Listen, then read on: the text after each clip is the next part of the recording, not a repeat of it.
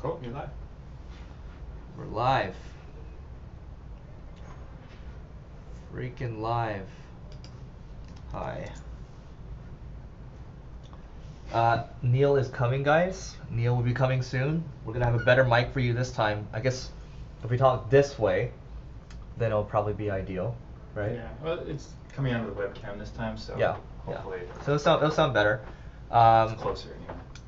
So Neil's coming up right now, coming from an Uber, and he'll be joining us in a second. And so we got Arika coming in from London, Kentucky. I didn't know there's a London in Kentucky. Well, who else do we got? We got Gerardo coming in today. We have Wolf. Wolf's a good character in Smash Brothers Ultimate. Who else do we have? We have Angelo. Neil, he'll be here. Wolf said he watched around 30 episodes of the podcast when I first found it on Spotify. Gourmet stuff. We think so too. Gourmet stuff. While we wait for Neil, because I'm going to close the door real quick. Wait for Neil. We'll have a seat over here. Rajiv's coming in from Canada or India. Lel's coming in from Canada. I'm actually going to Vancouver next week for a conference. Gerardo's coming in from Mexico. Fantastic. Angela says, are we both in LA? Yes, we're both in LA right now. I actually saw Neil yesterday for lunch at a kind of meetup thing. South Carolina. Eric's coming in from South Carolina. Great. Never been. Don't know if I'll ever be there, but South Carolina sounds wonderful. And what else? What else is going on? You know, today someone told me through text message they hope I die. So that's something new for everyone. And the lesson for you there is sometimes you just have to cut people out of your life. So this person didn't just tell me to die. He told multiple people to go die. So we'll just leave it over there. I actually think it's funny. So the session will be great. Amber's coming in from Minnesota. Who else do we got? Parag, hoping for a good session. Parag, the question for you is, when is it never a good session? All right. So guys, start asking your questions now, because we're coming up with the ideas. Because when Neil gets here, we're also going to be brainstorming. Because we brainstorm on the spot. There's a couple new tools that we want to talk about. Let us know what questions you have from a marketing standpoint. Doesn't matter if you're small business, enterprise, whatever. Neil's coming in the door right now. I can see his frame. The bald-headed god. Here he is. Neil Patel, wearing a t-shirt. Yesterday he was dressed all nice. Today he's dressed like he's going to bed. Pretty much. Yeah. Here he is, guys. Neil's coming in from Scotland. And Sarab. How do you pronounce this name, Neil? Sarab? Surab. From India. There you go. See? Got an Indian guy. It works out. You already got me water and everything. Mm-hmm. You're on it. I can't eat these anymore because someone said I'm tacky. Why is that tacky? Someone tweeted at me, he's like, really enjoy all your content, but it's really, really tacky when you're eating. And then I was like, that day I didn't eat anything. I was like, man, what am I supposed to eat? He's like, wait till after. But I didn't eat anything. It was like 2 p.m. Anyway, so guys, we're going to start working on the ideas now. Start dropping in. So some people are starting to drop in questions. Fantastic. And we can start going from there. Go to podcast, ideas. What? We're also simulcasting to the Facebook. Did you do it? Titles. I don't want to break it. No, they make them so they're strong. Much better. How to uncover your competitors' content strategy. I like the title. Watch this. I thought you were gonna paste like a bunch of ideas you had already. Dude, we went to the massage place near the montage yesterday. It's so good. Dude, you need those. No, you have to go. I don't really care to get massages. What else is the other one? This new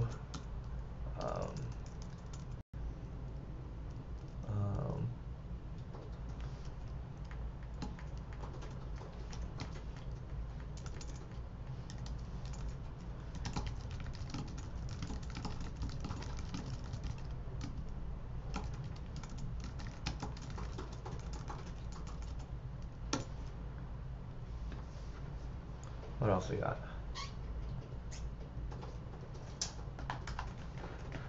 Let's see what people are asking.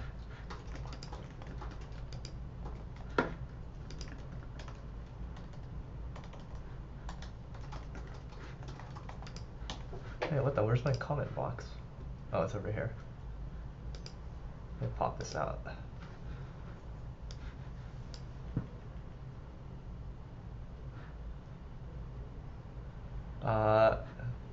This guy says he knows you.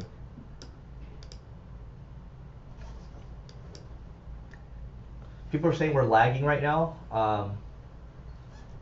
Probably, yeah. We have to upgrade the internet, I think. Why you gotta upgrade the internet? We didn't lag last time.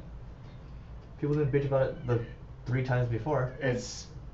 Something's been very slow. Yeah, but what I'm saying is if it's the internet, people would have bitched before. So it's not that variable, yeah. I see. So maybe the simulcasting. Let's go back to Castro and let's stop the Facebook. Just How many? the green Stop this below one? Facebook. Yeah, just deactivate that. Did you add more employees in your office? Yeah. Oh, A lot more? can you push? Not a lot more. Can you push the green More on than the top? like 4 or 5? 2, 3. What? No, that's not it. The big, yeah. Toggle that one. This one? Yeah, that one. Hit it? Yeah. Okay. But I don't know how to. Just push delete on the Facebook one then. Okay. Okay, cool.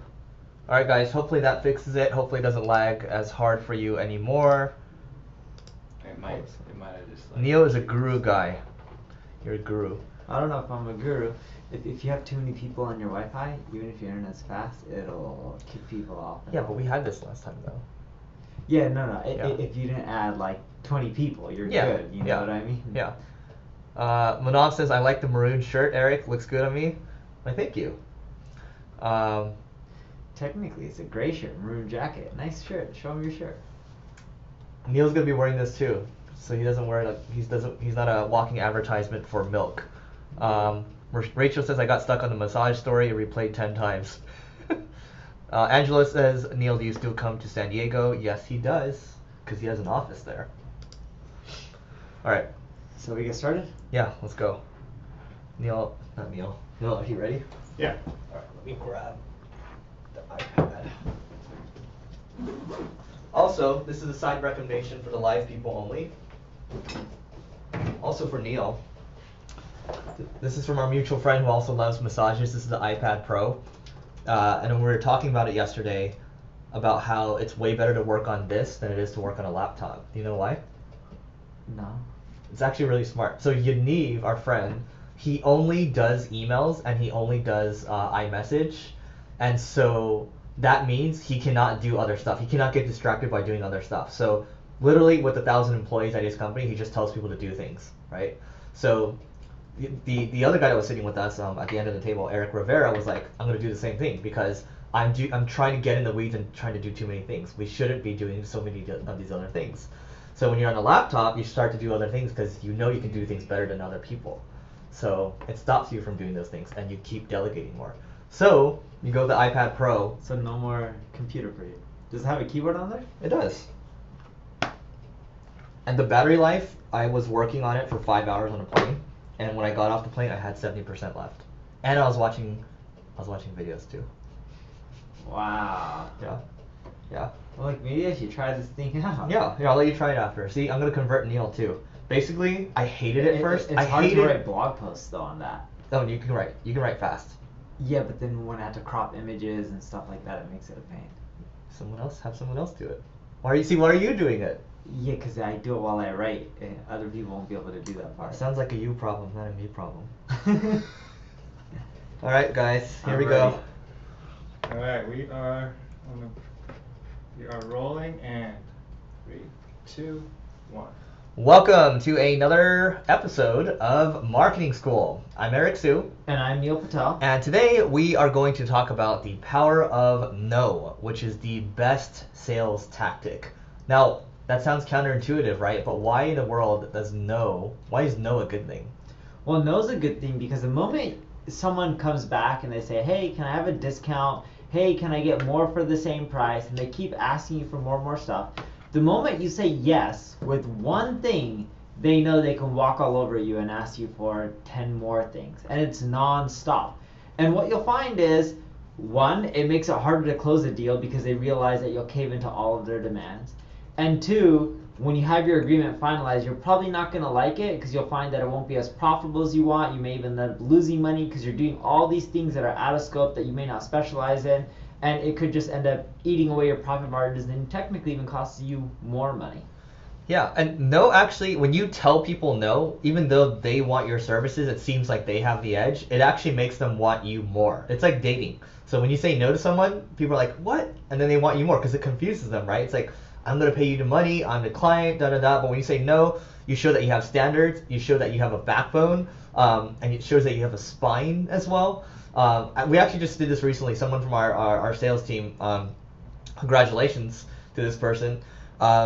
We said no because this the other client said they had this $2 million budget, and they didn't show up to 2 of our phone calls that were scheduled ahead of time.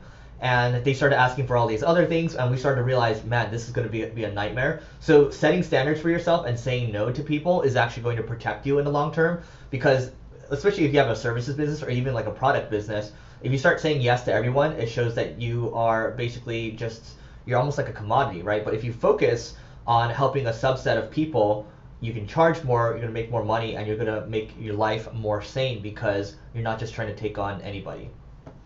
Yeah, and in general, when you are doing sales, the last thing you want to end up doing is losing a deal. So once you got your deal that you already know is structured, you're pitching someone, they're ready to sign, you've done a great job. What you'll also find is the more you cave into people, the harder it's going to be for you to close, the longer it's also going to take. Now, when you're using the concept of just telling people no, you can't always just flat out tell people no. You got to give them a reason. So when someone will say, hey, Eric, like your ad agency, want to work with you, can I get a 30% discount? Eric won't just say no. He'll say, we can't do it, and the reason we can't do it is if we did this, we wouldn't be able to give you everything that's in the contract and what's needed to grow your business, whatever the reason may be. But in essence, if Eric gives away everything for half the cost, he's like, we would technically lose money, which wouldn't motivate us to work on your campaign, so you wouldn't get the results. But giving him the reason also helps too. Yeah, Mark Cuban said, every no brings me closer to a yes. So I don't think we should see no as a negative thing. The more you get used to no, that means the more experience you get. The best salespeople in the world, the best companies in the world, get rejected so often, right? Same thing with basketball or football or any type of sport. Like, you're gonna miss most of the time, but the ones that you hit, those are gonna be the ones that you want to work with long term. That's kind of your sweet spot. So I mean, I don't think there's much more to add around this. Is there anything you want to add? Nope. We're throwing an in-person event. You can find out the details at singlegrain.com/DTLA. And it's happening June 29th. So we have a set date now, June 29th. And is all the info on the landing page? I'm like, check That is going to be changed to the Eventbrite. So we are changing that link, so you can go to singlegrain.com/DTLA. Check it out. It will be changed to Eventbrite after Neil and I discuss it. You guys will be able to register there. See you tomorrow. I don't think there's much to discuss. I think actually the only thing I want to discuss is we should discuss it off the air, but you know how we have all those questions in the application? Yeah. So I think we still need to have some of those questions in the Eventbrite. That's it. Yeah, you can do whatever you want. I'll just throw up the Eventbrite page. Okay. It's up already. Oh, it's already up. It's I'll up. just forward the URL then. Yeah. We should talk about how we're charging for it too, and then, yeah. I'll give people ideas. No, I'm just saying it as an episode. How we are charging. Alright, I'm just gonna put that so you can mess around with it, and I'm gonna But go. we're not charging for it. No, I'm saying how we're covering our costs in the event. I think that's a good topic. How to throw an event without losing money. How we're charging. There, yeah. You want me to adjust the title? Yeah. How to I think that's the title right there. event without losing money. Yeah. All right, that sounds good. Yeah. All right.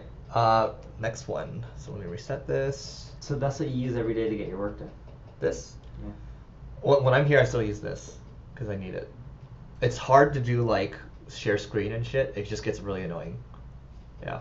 But all the stuff you do, which is like 80%, 90% email, this is it. Well, It's the battery life's way better. Like the fact that you had to bring this. well, I use Slack. Oh, you guys moved to Slack. No. I've been on Slack. You said you used Skype before. You said no Slack. No, I use Slack for development. Oh. I use Slack, I use email, Skype, and browsing, and that's really analytics. Let me send you I an blog affiliate once link. a week. Let me send you an affiliate link. I'm just kidding. There's no affiliate link. It's actually too hard. I can't upload videos on YouTube and all that kind of stuff from there. You can. I do it here. You do? Uh-huh. It's way more powerful than that. Anyway, guys, that's an Apple ad for you. Actually, I should just figure out how to have my team do it so I don't have to do it. That Yeah. solves the problem. There you go. See? Yeah. That's why Yaniv's said it was game changing. I didn't understand until yesterday at lunch. Anyway. I get it. I like it. All right, ready? Ready. Let's go. And we are rolling. And 3, 2, 1. Welcome to another episode of Marketing School. I'm Eric Siu. And I'm Neil Patel. And today we're going to talk about how LinkedIn's algorithm is changing. Milk it while it lasts. So to give people some context, Neil, you publish a lot to LinkedIn, yes? I publish a ton of videos. Mhm. Yes. And how's it working? I used to get almost double the amount of views that I get now. LinkedIn's algorithm is now becoming like Facebook and everyone else, in which they're just like, hey, now we got people to upload videos. Let's restrict the reach. Let's restrict how many people see your content. Mhm. And in essence, no matter what you do, no matter how many, how good of a video you create or how good of a post you create, how many comments you get, how many likes you get, how many shares, although I don't think there's shares on LinkedIn. In other words, no matter how much engagement you're getting, there could be shares. Yeah. We're like all thinking in our head if there is. Your reach is getting more and more restricted, and you're going to start seeing this trend continue over time. So in other words, there's not a ton you can do, but more so the big statement is milk it while it lasts, just like every other social network. And you don't really have a choice. Even if the reach dies down, it's still better to get some views than it is to get nothing. And I talked about incentives from the past, and I talked about studying Charlie Munger. Just watching one video, if you just Google Charlie Munger incentives, you'll realize that humanity is just based on incentives. So if you look at Facebook or if you look at LinkedIn, you look at these channels, what are they trying to do initially? When they release like live, when they release videos, when they release all these new features, they want to get more usage, they want to get more engagement, so people are logging into their app more. Once they have that, once they know they got you, then what are they going to do? They're going to try to monetize on that, and that means someone's going to have to get cut out of the pie, which in this case, it means that Neil is getting his views halved. I was seeing some of his videos were getting like 100,000, 200,000 views or so. Now he's getting 50, pretty soon it's going to be 25, then it's going to be like 10,000. Maybe it won't be that bad, but if you look at, we should talk about this too. Another example is Neil's Facebook. It used to do really, really well, and now what has it been cut to? My Facebook has cut down to probably 1/3 of what it was when Facebook just released Facebook Watch. There you go. See, so and that's the other thing. Facebook just released Facebook Watch, and now like their priority goes towards that. So they don't really care about you at the end of the day. They care more so about themselves. So what do you think people can do about LinkedIn's algorithm changing? You can't do much other than milk it while it lasts, and that's the thing. Whether it's Facebook, YouTube, whether it's LinkedIn, Twitter. These social sites command so many visits and so many eyeballs, you have no choice but to be on them. And yeah, the easy solution is just spend money on ads to get the reach, but that's not realistic for everyone. Even me and Eric, the ROI isn't there for us to just burn money to get the same reach on our videos or our text-based posts or status updates. We still post. We have no choice because it's better to get something versus nothing. Yeah, I agree with that. I mean, my thing is, look, we keep talking about this omni-channel approach, and I think that's how you have to do it, because you don't know who's going to cut your legs from under you the next day. If you go all in, like I know some people that have gone all in on LinkedIn, and all of a sudden their organic reach is getting cut. Now it's going to have to be pay to play, and they don't have as much leverage as they did in the past. But if you go omni-channel, you build your blog, you build your email list, you build channels that you actually own, then you're able to have a little more control, because just because you get one leg cut out from under you, you might have 7 other legs. Maybe you're like a spider, so you have 8 legs. When one gets cut out, you still have 7. Instead of having just one leg and then boom, everything's gone. Anything else to add? No, nothing else for mine. All right, so I have a review to read for you guys because you guys are awesome with the reviews.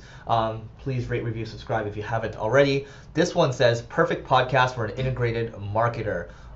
This is the perfect this is a great podcast for marketing looking to expand their knowledge in all areas marketing, but it's also great for a small business owner who may not have the financial bandwidth for a marketing team. This comes from Eliana 113.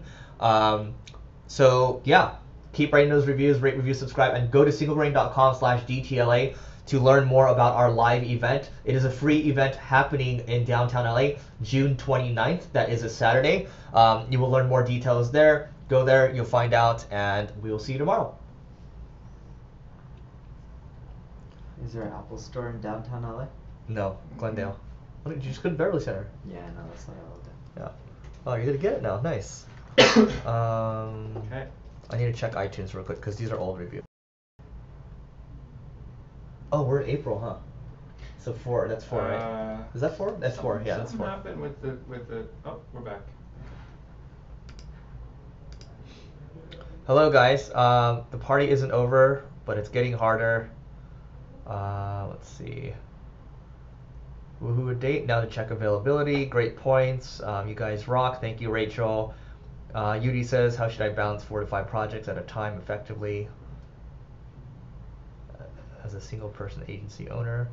Maybe we should talk about that. How to balance 4 to 5 projects at a time. What do you think? Even though we talk about focus. Yeah, let's do that. How to balance 4 to 5 projects at a time.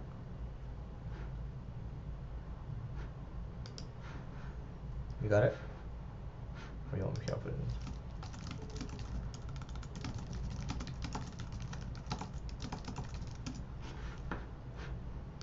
Oh, there's even a little adapter thing like that? Mm-hmm. So I can charge my phone into it? Yeah, but you gotta get the thing that you have on. The little. This thing, this freaking Input port? Yeah. This is everything right here. Yeah. So there's a power port here, there's a HDMI, cards, audio, USB, and then Ethernet. And VGA. Mhm. So you can put a monitor on it. I don't get an affiliate commission, guys.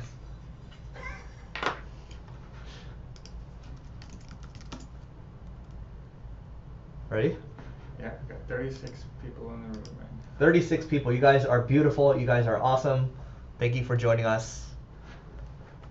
Okay. Radio. Ready, rolling, and 3, 2, 1. Welcome to another episode of Marketing School. I'm Eric Siu. And I'm Neil Patel. And today we're going to talk about how to uncover your competitor's content strategy. So yesterday I saw Neil for lunch. Quickly told him, hey, you got to check out this new feature. It's a tool we talk about all the time, but it's a new feature that just came out. What could it be, Neil? It's Ahrefs. Mm-hmm. And Ahrefs has this new feature. I don't know what it's called though. Content Explorer. Content Explorer. And what it does is it tells you everything about your competition's content. Social shares, traffic, how often they're updating that content when it was originally published. This tells you every little thing that your competition's doing with their content. Yeah, I mean, so this one just came out a couple weeks ago. So they've always had Content Explorer, but they've made it a lot more robust, I believe. And, okay, let's say, so for example, one of our mutual friends, Brian Dean, he has a blog called Backlinko. And we put in Backlinko, we put in his URL, and we can basically see his content strategy. We can see how often he's publishing, how often he republishes, which means how often he updates his piece of content, how long his content length typically is. So his is like 3,500, 4,000 words or so. And you can see for like over half of his content in the last 90 days has been upgraded. And a lot of people, a lot of big players in the space, they just spend a lot of time producing new content. They don't spend enough time upgrading, right? So it gives you some context into what people are doing. Plus, you can also see other areas such as, you can see if they're publishing in different languages too. So there's a lot of insight you can get from it. And that's just kind of scraping the surface. I think this is one of the things that, if you're looking at competitors, you want to look at people's content strategy, this is a really easy way to get started. And it's a tool we recommend all the time. And it's a tool that I actually pay for now because they make me pay for it, Ahrefs.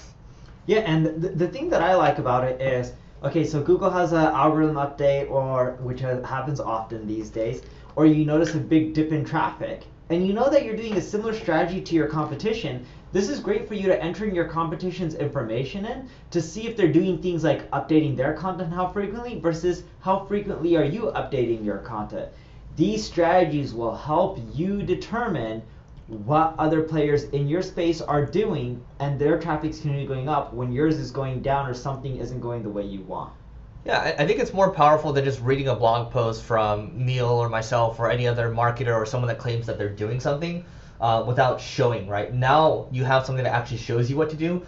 And Ahrefs, I mean, they're getting better and better. They're actually getting into the search engine game now. They're planning to make a search engine now, which is, we'll see how that goes for them. But for them to have the confidence to do that and the data that they're showing, it's pretty accurate because I put my site in there. It's pretty accurate. I put Neil's in there as well. It's pretty accurate as well. So I think our only recommendation here is to actually go to Ahrefs, check it out. There's a free trial. Check out the Content Explorer. See what it does for you. You can layer it on with other tools like BuzzSumo, for example, and then just kind of compare and contrast, and then layer it on with other tools that you can look at as well. Yeah. I have nothing else on my end, dude. All right, that is it for today. But before we go, we have another review to read. So don't forget to rate, review, and subscribe to this podcast. This one comes from Mr. Wirt. I'm not pronouncing that right. Mr. Wright? Mr. Wright. Okay, there you go. Mr. Wright says, golden nuggets, actionable tips and advice. You guys really bring solid, actionable content creating and marketing advice. What I appreciate most is that you're speaking from experiences. Heavy doses of results and less of theory. That's why I'm here, for these nuggets. Thanks. Yeah, I guess we do like telling stories. So, by the way, before we go, the live event is happening in downtown LA. This is happening in June. It is a Saturday, June 29th. So go to singlegrain.com/DTLA to learn more about it. And we hope to see you there. So see you tomorrow. I have a few other sponsor calls, by the way. Oh, you do? Yeah. Oh, dude, I just spoke with BigCommerce before you came in. I should flip that one. Yeah, send it over to me. Yeah. Okay. I'm like, I'll just handle all the calls because I'm like. So the first one, and then it's like competitors. But I'm like, it's actually easier for one or other versus trying to get both of our schedules. I'm like, I'll just. Okay. Cool. That. So you'll be the sponsor dude. Okay. See, we're like working things out while we do this. It's beautiful. All right. So. Did you hit up Intercom? I need to do it again. CC me. Okay. I'll follow up with that. Okay. Yeah. Ready? I'm ready. Yeah. Rolling in 3, 2, 1. Welcome to another episode of Marketing School. I'm Eric Siu. And I'm Neil Patel. And today we're going to talk about how to make broken link building 10 times easier. But first and foremost, let's define what broken link building is. So broken link building is basically getting someone else to link to your website, right?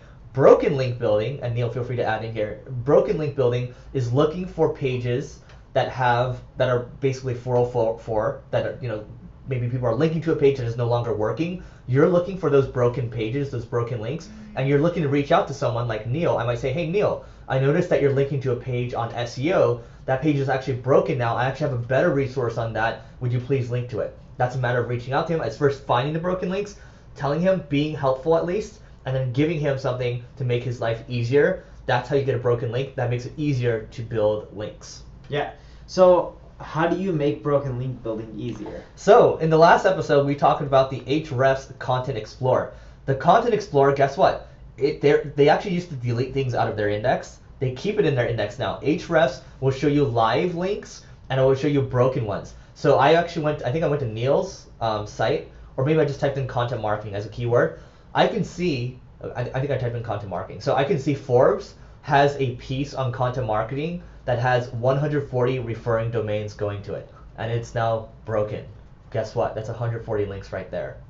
Yeah, and another thing that I do that's worked really well too is, this isn't really broken link building, but this is more outdated link building, and internally we view it as the same thing, because no one wants to link to anything that's broken, nor do they want to link to anything that's outdated and irrelevant. So we look at content that's like super old, like 3-4 years old, that has a lot of links, and then we go to all those people and be like, hey, notice you're linking to this article. I'm not sure if you realize, but it's really outdated, and it discusses X, Y, and Z thing that's no longer relevant.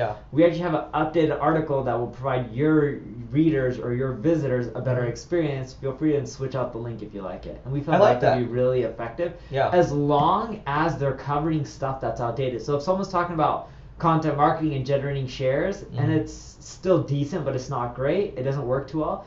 But if someone talks about how to generate more social traffic using Vine, or the linking to be like, oh, and you can use Vine, we'll end up telling them to replace the article with our version of Instagram and how we're talking about generating more traffic using stories on Instagram, and they can just swap it out really easy because Vine no longer exists. I like that. And by the way, you could do that with this Content Explorer tool because you can see when a page was published as well. So you can do old, what do we want to call it, old link building? Yeah, I have no old idea. link building and broken link building. That's a new term. By the way, I'm always looking for new link builders, so anybody in there that wants to become a link builder, reach out. You can reach out to Neil or myself, either or. I was talking with a friend yesterday, a mutual friend of ours. Especially the people that are coming out of India and Pakistan right now, those, especially in my experience too, the link builders there have been exceptional. I don't know about your experience. Yeah, they're good. Yeah, there you go, guys. All right, so anything else you want to add? No, else? I'm good on my end. All right, so I got another review for you guys today before we go. This one comes from Easton. This says, best digital marketing podcast. So thank you for that, Easton. He says, hey, Eric and Neil, I just want to start out with how much I appreciate the knowledge you share with your podcast. It's inspired my passion for SEO and continually learning about digital marketing strategies. Being a marketing major concentrated in digital marketing, this is my go-to, I'm going to assume podcast because the rest of the page is not loading, for marketing. So anyway, that's it for today. But before we go to singlegrain.com/DTLA if you want to go to our free live event in downtown Los Angeles. That's happening on June 29th. That is a Saturday. Obviously, there's logistical things that are going to happen, and we are capping the attendance. So go there, learn more, singlegrain.com/DTLA, and we will see you tomorrow. Dude, I even bought the pencil like you too. Oh, you bought it already? Yeah, someone's picking it up already. Oh, nice. Are you telling Curtis? Yeah. Nice, good deal. What color? I bought the exactly one. 11 inch, Perfect. because yours look like 11 See, inch. Things change quickly when we do podcasts. I'll tell him, hey, I bought a website. Boom, next week he spends like 6 figures on a website. I don't know about that, but... that is what you did. It was just. Yeah, that's true. Now we have an excellent connection. Do we? Yeah, I don't know what the... something... Dude, he was giving you fake news. Fake news? Wow. What do you mean? You were pitching him fake news saying it was the internet. Wow. We would have had to pay double the price. Yeah, I'm just trying to get us faster. Are you going to take note to the committee? Yeah, we might have to. Yeah. Ready? Yeah, I'm ready. Let's do it. Yeah. Okay, we are rolling, and 3, 2, 1. Welcome to another episode of Marketing School. I'm Eric Siu. And I'm Neil Patel. And today we're going to talk about 7 marketing tools that we have been loving. So I guess I can go first. So the first one, actually we tried this earlier this week. We were talking about big, hairy, audacious goals. And it's this whole concept of setting really big goals, like 10 to 25 year goals. But that's something that's kind of hard to explain to a team sometimes, and like how do you rally everyone around it. So one of our mutual friends, Yaniv, recommended this tool called Cameo. So, Cameo, what you basically go to the website and you can get people like NSYNC, Lance Bass. We had Brian, God, I forgot his name. Brian from The Office. He's the big dude, and he did a 1-minute segment for us on like why you should get in on BHAGs. They're really big, and then he said that's what she said, but the team missed that part. But it was really funny. The team could kind of get around that, and then it made it more engaging. And after Yaniv shared this with a group of people, a bunch of the other guys started getting, like, one of the guys got, what's his name, Marcus Lemonis from The Profit, to talk about congratulations on getting X amount of users. So it's just like you spend $100, you might spend $500, but it's a really cool way to get people engaged, and it's helpful for sales too. You can actually get, like, if they're interested in like the quarterback of the Green Bay Packers, you might get Aaron Rodgers to say something, hey, you should really work with Neil Patel, and because he's really great. So hey, if you can do that, it's amazing. What's it cost though? $100 to $500 typically. And some are $50, some are $35. I'm assuming like Aaron Rodgers is way more money. It's probably like No, 2,000? it's not that expensive. Dude, Marcus Lemonis, he doesn't need to do it. Like, Yeah. yeah, it's $500. 500. Yeah. And you give them a script and they record whatever you Uh-huh. want. But they may not want to do it for the money based on your script. They may not want to do it, so they can decline it. But they did it for everyone. That I've seen like 4 or 5 people do it. Yeah. What's the URL again? Cameo.com. See, now it's so good. No, but how do you spell it? CAMEO.com. CAMEO.com. Yeah, All I think so, yeah. right. Yeah. Dude, I'm gonna go spend like You're gonna spend a ton of money, $5,000 yeah. and see what happens. There you I'll go. let you guys know what happens. It'll be a fun experience. That will be another podcast. How spending $5,000 on Cameo taught me blah blah blah. Or lost me. How spending $5,000 on Cameo lost me $5,000. All right, so one tool that I've been loving recently, and this is one that you guys all know about, but no one really uses. It's called Wayback Machine. So I've been running a lot of A/B tests recently, and I found that a lot of the companies that run A/B tests, they publish articles all over the web. So you'll read all these articles being like, oh, how so-and-so increased their conversions by X% using X, Y, and Z. You can even use tools, and this isn't one on the list, but you can use tools like BuiltWith to see if people are using the optimizes, the crazy eggs, the VWOs. And when you know people are running A/B tests, what I've been doing is going to Wayback Machine, putting in the URLs for all their main pages and all their ad URLs too. And then from there, I've been looking at all the variations that they've been running. And then I send it to my team to go and look to see all the trends and patterns. And we do that for everyone within the space. And then you can see where everyone's shifting. And we'll do 2 concepts from it. One is we'll test doing something similar to them.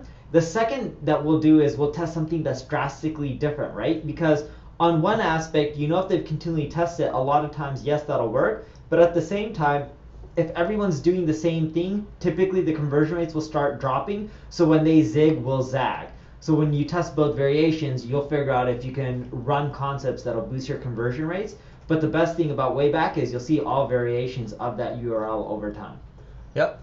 Number 3 is there's a new webinar software called Livestorm. Now here's the difference. I kind of rolled my eyes when someone told me about this new webinar software, because it's like, why do we need new webinar software?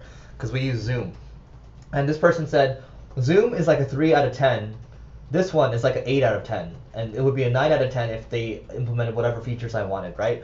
Now, livestorm.co, they are actually a browser-based webinar tool. And there's a lot of different features that they have. But imagine, you can run webinars from your browser. You can do automated webinars as well. There's so many different things that you can do with it. And I just found, I do agree that I found other webinar systems kind of lacking. And I kind of thought, you know, this is table stakes. This is how webinars are going to be.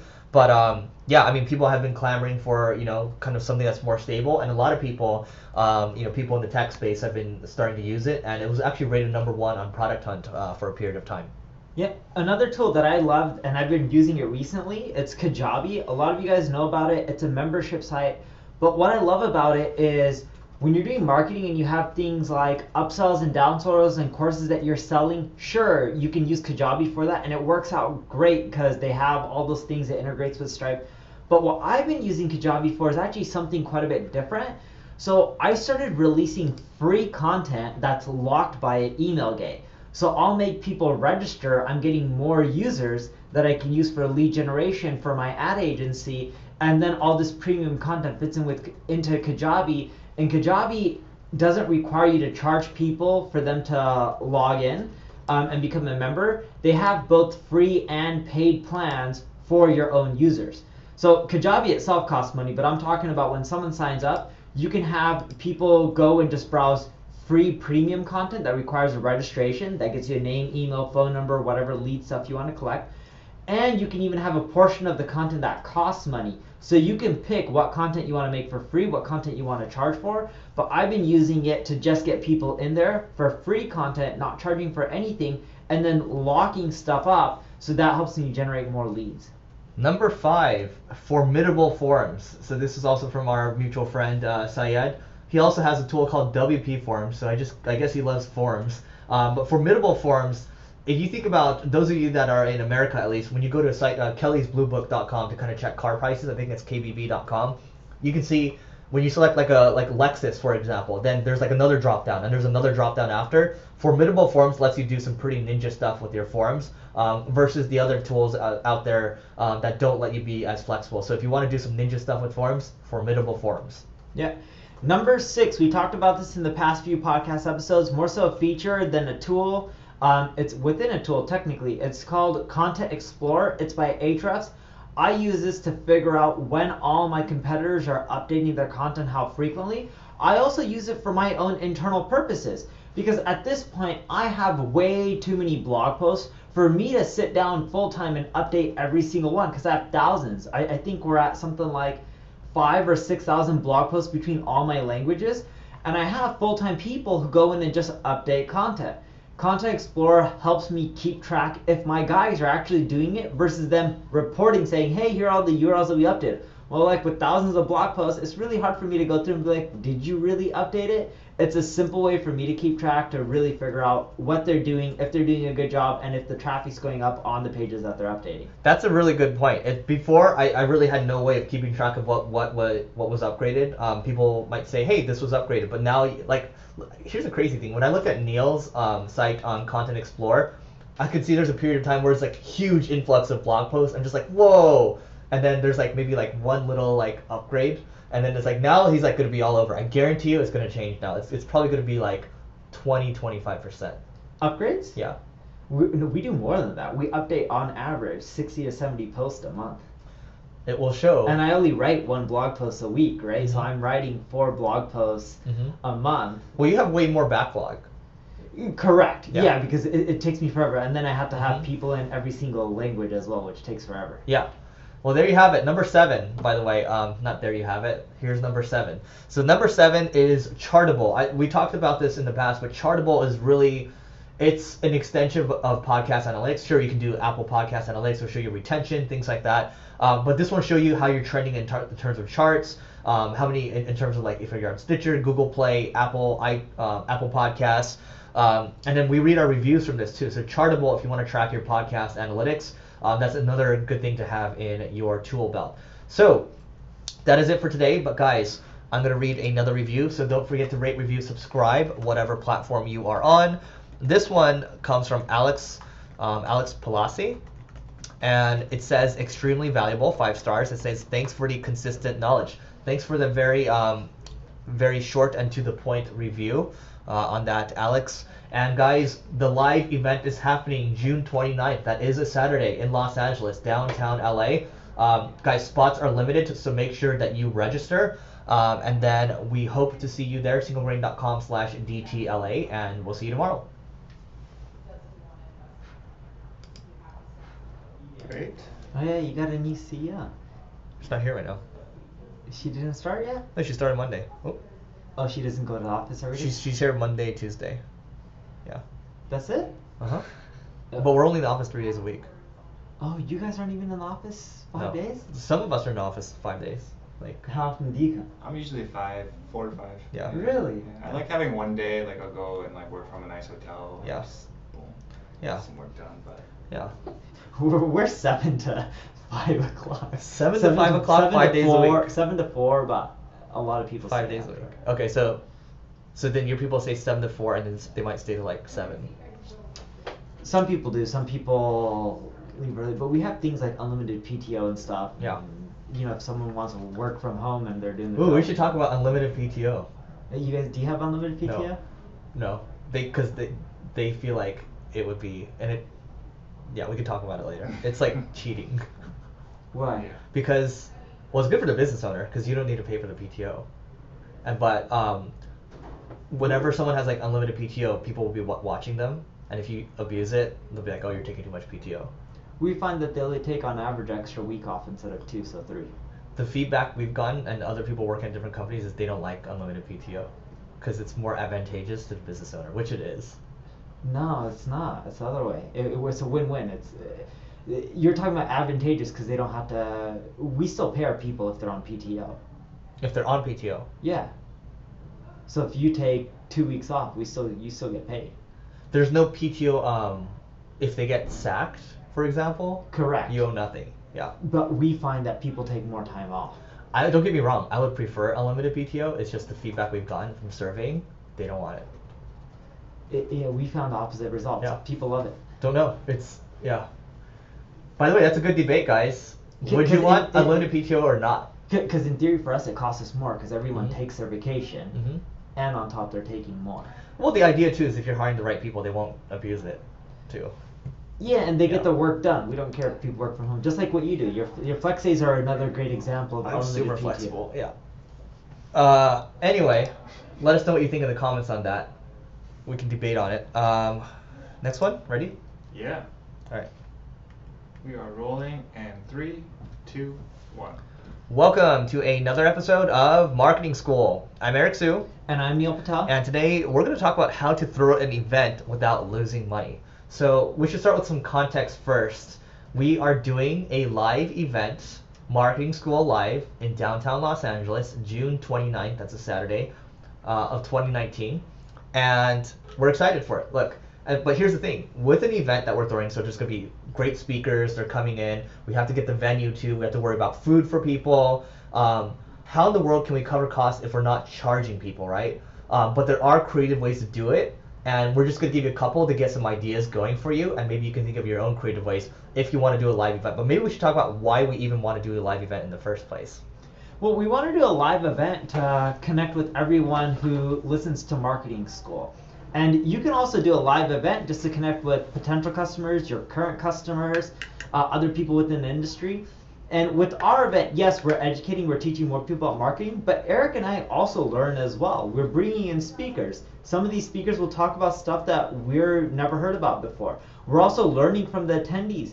Just because Eric and I have been in the marketing space for 10 plus years, it doesn't mean we know everything. There's a lot of people who attend the event have been doing marketing for 6 months or even 3 months, and they're leveraging a tactic that we haven't tried, and they can teach us something new as well. So the same goes with your own industry. You can learn from other people. You can also potentially get more business. That's not why we're throwing an event, but that's another plus side of doing an event. But the biggest thing is it's connecting with people, it's networking, and it's learning. Yeah. So it takes, like, we interact all the time. You're listening to our podcast, and we're very grateful for everyone that listens. Even people are watching us live right now on YouTube.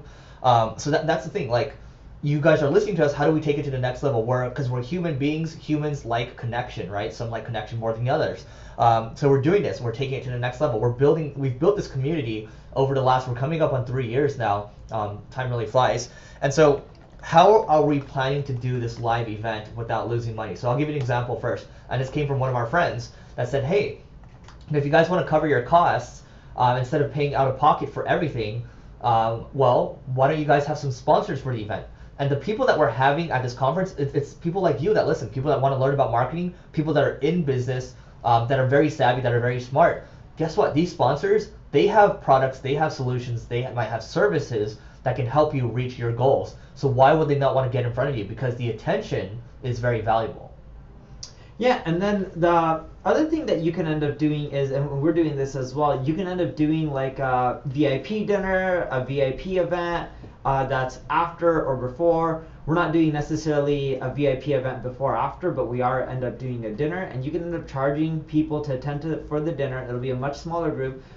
People don't mind, and by doing that, again, it also helps cover costs as well. Yeah, and guys, if you want to learn about our dinner, by the way, we're not going to talk about it often, but you can go to singlegrain.com/GTLA, or you can just email me, eric@singlegrain.com, if you want to learn about the dinner. A lot of the slots I've been taking already. I'm going to warn you, it's not cheap, but you can email, and then I might even give you a call myself, and then we can talk about it. But we're not going to try to get you on it if it's not the right fit, and we have turned some people away.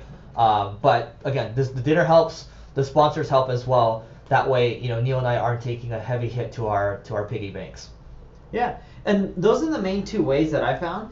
There's a third way that some people do. It's not Eric and I's style. You can sell on stage. So when you're giving a speech, you can end up saying, hey, you can end up buying X, Y, and Z, and you can end up making some money that way. There's a lot of events like Grant Cardone's 10X event. Most of the speakers sell on stage, and a lot of them are generating over $1 million in sales. When you have 10 speakers and they each can do $1 million each, that's $10 million in revenue. The venue takes half, the speaker gets the other half. that can cover a lot of expenses. Now, keep in mind with Grant Cardone's event, he has a ton of people, so you're probably not going to get that same kind of result when it comes to selling on stage. Nonetheless, you can generate revenue. You definitely can. I think also I recommend you guys watch so Grant Cardone, Russell Brunson. This is kind of like a separate thing. He actually sold $3 million, I think, on stage, or is it $3 million? It was in the millions. I don't know what the amount was, but it was in the multiple millions. Watch the talk. That's how it is selling on stage. You guys can do it. It's not so much. It's not our forte. It's kind of not our style. But anyway, that's it for today. Those are just 3 creative ideas. On a side note, I was speaking at an event. Funny enough, I also got paid for it. Yeah. Technically, I get paid for every event that I speak at. But I was speaking at an event, and someone asked me on stage, like, should we hire an ad agency or where should we go? Yeah. And my team gave me feedback because I would not tell them to hire my own company because I do not like pressuring people or selling. I'm like, that's not me. It's true. It's definitely not him. Actually, he said in a blog post, I think you said that you suck at monetization. I am terrible at monetization. I'm one of the worst people to ever monetize. Yeah, and we're going to talk about this in an episode too, about how like strengths and weaknesses. But anyway, that is it for today. But before we go, we need your help rating, reviewing, and subscribing, because we're going for $2 million a month. I think we're on track for 1.1 this month. This person, Paul Marketing. I really hope your name is Marketing. That'd be great. Paul Marketing says the best marketing podcast. One of the best marketing podcasts out there. No fluff or boring ads. Let me know if you'd like to see some ads. Just kidding. Just helpful tips and tactics for all marketers, whether you're just starting out or trying to grow a business.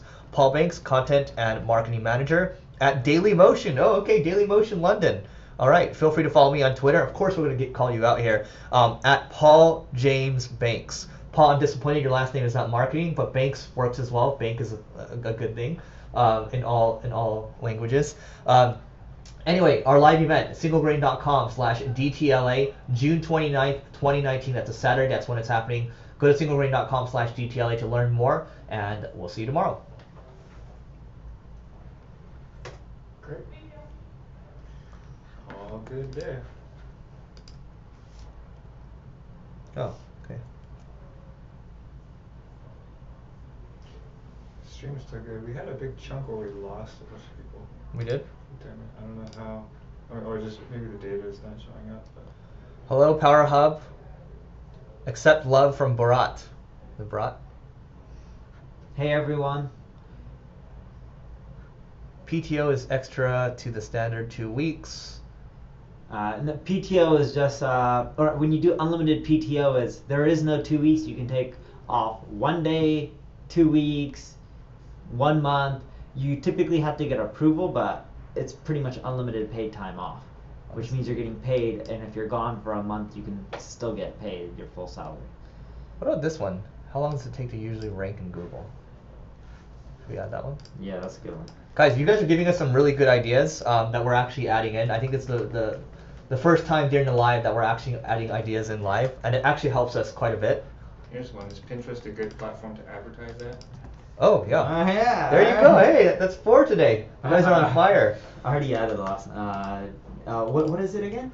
Is Pinterest a good platform to advertise at? That's from Anything to Enjoy. Thank you, Anything to Enjoy. Is Pinterest? Anything to Enjoy wrote it like 3 times. Yes. The question marks at the end. Any specific tips for people who want to start with a digital marketing agency right now? Yeah, go to singlegrain.com/ what is it? Live. Yeah, singlegrain.com/live to learn more about the agency program. Do you have any recommendations for optimizing sites for Google News? We got enough for today. Oh, we do? Yeah. Dude, today's on fire, man. Thank you, guys. But keep it coming, because we'll add it to the list and then we'll record them next time. Guys, honestly, it's hard for us because when we meet, literally, this is us putting in ideas on the spot. That's how we come up with ideas. Yeah, and we don't like doing it too much in advance, because when you do it too much in advance, it may not be what's the latest, what's the greatest, what people want to hear about. And we love the feedback from you guys, because you guys are the audience. You guys know better than us on what we should be talking about, because that's what you want to listen about. Speaking of, Carlos just sent us a message with a link to How Long It Takes for SEO to Work, episode 158. Wow. All right. Carlos, you're cheating. You work with me. That's why you know this. No wonder. Technically, Google's algorithm has changed. We're gonna redo it. Yeah. That's The new 158. We're on and improved way 900 to rate. plus now. So things change. Yeah, that means it's a few years old. Yeah, it has to change. The new and improved way. 158 will be half a year old. 158? More than half a year. No, because when we started episode 158, we go to 365. You said we're at 900 and something. Yeah. Yeah, so we're. No, I'm saying that's like that was only that. So when the one Carlos called out, we were only like half a year into our Yeah, first. so that was season. roughly like 2 years ago. That was a long time ago. Yeah. Yeah. Good stuff. Thank you for that, Carlos. What do you need to do to monetize a podcast? What about that one? How to monetize a podcast. Here you go, guys. Thank you, thank you. All right, let's go. All right. Okay. We are rolling, and 3, 2, 1. Welcome to another episode of Marketing School. I'm Eric Siu. And I'm Neil Patel. And today we are going to talk about 7 creative ways to make your blog post stand out. Number 1, what is it, Neil? I love how you give me number 1. All right, number 1, start using data and custom data, not just pulling data from other sites and sources and then linking to them. But you can end up doing your own research. You can pay people from Upwork and all those freelance websites to go do research for you, and including that data in your blog posts when it's your own generated data. I kid you not, it stands out. You'll get more links, you'll get more social shares. People love it. Great. Number 2, kind of building on what Neil's saying. A couple episodes ago, I talked about a customer data platform called Whole.io. You can also use Segment as well. But basically, when you use a tool, and this is for more advanced, this is going to cost you more money, but you can basically personalize your website. Let's say they're visiting from an IP address like Coca-Cola. So I can say on our homepage, we help companies like Coca-Cola drive their revenues higher, right? You can just enrich their IP address, B2B, and you can put that in there, or you can put in their location as well, which isn't going to require as much complexity. Neil's actually done that in the past. I think you still do it. Yeah. And that helps drive conversion rates higher. Number 3, adding custom graphs and images. So you don't have to pay a designer. You don't have to be a designer. I myself use Canva. I do know there's a paid version, but I'm still on the free plan of Canva. So when I'm creating graphs and graphics, I straight up just pop stuff into Canva, use their templates, and I'm able to create custom images, pop them into my blog post. And I found that when I do that, I tend to get more engagement. My blog post stands out. I get more social shares than when I don't have custom images versus just using things like stock photography. Yeah. Number 4, speaking of which, I'm using the Ahrefs Content Explorer. I looked at Neil's site, and 2 posts actually in particular did well recently, and it's his 17 charts, 11 charts on where social media is going, where content marketing is going. It's because he had unique data in there. That's why those posts tend to do well. You can talk about social share perspective, but you can also talk about from other perspective, like an SEO perspective as well. That's what makes it stand out. I like reading those posts because they are new, they're novel, and it's data that I can't get elsewhere. Yeah, and also just on that note, be careful on whose data you're analyzing and leveraging. For example, like I'm actually in my analytics right now, but on Monday, I actually had to pull up my data, but on a Monday, I had 121,000 unique visitors. That's a standard day for me. So copying a lot of the stuff I may do isn't always going to be wise, because even if I create something that's crap, with 121,000 unique visitors on a non-blog day, non-content day, I'm going to get traction no matter what. I know that sounds bad. It's true. It's true. So just be careful when you're copying people, because it's like if they already have a built-in audience like me, some of the stuff I do that you're like, oh, this works really well. It's going to work for me. It's probably not going to work for you. I'm not trying to be rude. I just want to make sure you guys aren't making that big mistake, because you'll just end up wasting time and money. What are we on? Tool number 5? Tool number 5. I've been using Kajabi a lot lately, and I'm doing tests right now in Brazil and parts of India. So we're doing an IP base in which if you're coming from some of these regions, we're blocking off certain pieces of content, and then you actually have to put in your name, email, and all the stuff that we would need to collect a lead. And then you can get access to premium-based content. But the reason we're testing it out in these regions is we're seeing if it affects our time on site, our bounce rate, all these things that could potentially impact rankings, because we don't want to roll it out globally. But we found that, funny enough, when we're blocking off parts of the content, it makes the content seem more irresistible, and they're like, oh my god, what's underneath here? I want to see the rest. And funny enough, we're finding it working better than when we didn't block off all our content. Now, again, I've only tested this out in 2 regions so far, but if it keeps working, which it looks like it will, we'll probably roll it out globally. Awesome. Number 6. Number 6. Okay, so how do you make your blog post stand out? Guess what? This is still tried and true. David Ogilvy, advertising master, right? Advertising kind of godfather, said 80 cents of the dollar is spent on the headline. If you can't write a good headline, you can't make it stand out. Because guess what? If you don't write a good headline, you're not going to get people to click on the blog post in the first place, because that's the first kind of line of defense.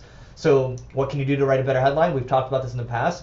You can read breakthrough advertising. There's a lot of copy bloggers headline formula. There's a lot of formulas out there that teach you how to write better headlines.